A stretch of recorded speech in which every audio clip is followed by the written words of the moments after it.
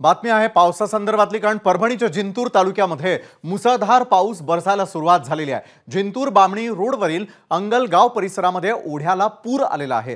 पुराच्या पाण्यामधून दुचाकी स्वारांचा जीव घेणा प्रवास सुरू असल्याची दृश्य देखील आपण यावेळेला पाहू शकतोय।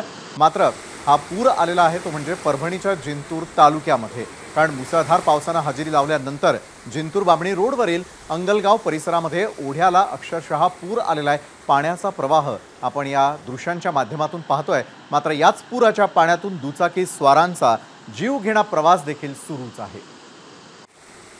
पंकज क्षीरसागर आपले प्रतिनिधी या संदर्भात अधिक माहिती देत आहेत। पंकज, सुरू असलेल्या पावसाचे परिणाम आपल्याला दृश्यांमध्ये पाहायला मिळतात, काय सुरू आहे तिथे?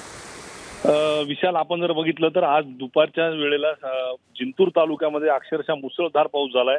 जिंतूर तालुक्यातील सावंगी भांबळे असेल, वझर असेल, त्याचबरोबर अंगलगाव असेल, या बामणी असेल, या सर्वच ठिकाणी जवळपास एक 10 ते 12 गावांच्या परिसरात मुसळधार पाऊस झालाय। ज्यामुळं म्हणजे कमी वेळेमध्ये जास्त पाऊस म्हणता येईल याला, एवढा पाऊस झालाय। त्यामुळं नदी नाले जे आहेत छोटे मोठे ते ओढ्यांना सुद्धा मोठ्या प्रमाणात पाणी आलेलं आहे। बामणी आणि जिंतूर ते बामणी रोडवरील अंगलगावच्या ओढ्याला पूर आल्यामुळे तिथं जवळपास 1 तास जवळजवळ वाहतूक जी आहे ती थांबलेली होती। काही गावांचा संपर्क तुटलेला आहे। आणि जर आपण बघितलं दरवर्षी प्रमाणच यावर्षी सुद्धा या ओढ्यांना पूर आल्यानंतर काही जण आपला जीव धोक्यात घालून या ओढ्यातून आपली वाहतूक जी आहे ती वाहतूक करण्याचा प्रयत्न करत आहेत।